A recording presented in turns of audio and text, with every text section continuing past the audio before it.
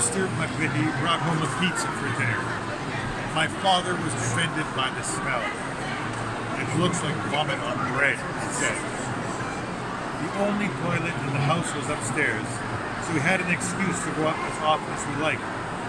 The McVitties had a 14-year-old daughter who slept on the pull-out couch in the living room, and a small boy, Tom's age, who slept with his parents. When I heard Tina's light steps on the floorboards above me, I ran up to the bathroom and dawdled on the landing.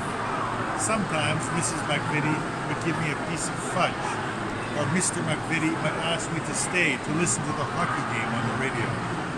I took the fudge or stayed and listened, but I was only there for Tina.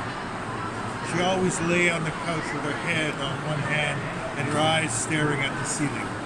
She blew enormous bubbles with her chewing gum and showed me a trick. If I pursed my lips at the right time when I blew, I could create a double bubble. After I learned the technique, the boys in the schoolyard gathered around me and tried to do the same. Jerry learned the trick as well. He blew his bubbles at the back of the classroom when the teacher's back was turned. Mother Leone, the principal, saw him once through the open door of the classroom, and in a frenzy of discipline, she rushed in on him and burst the bubble with her hand. The class and teacher watched dumbfounded as the gum stuck to her hand and found its way onto her habit.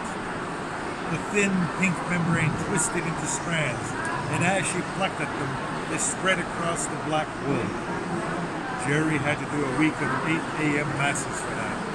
But as it was Lent, he had also won the prize of a picture card of St. Anthony for the most morning masses attended.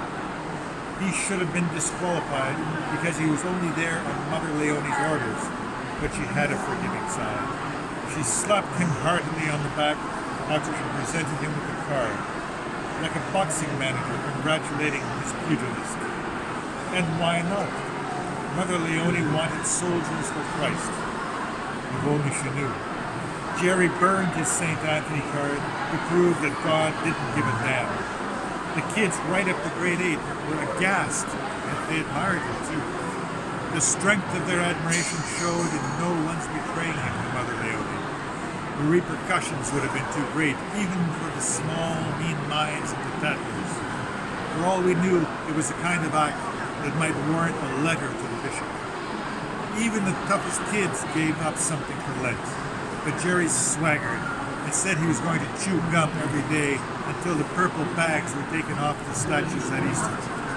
We were in awe of him, though we still wrote JMJ on the tops of all the pages in our scribblers and on all of our tests.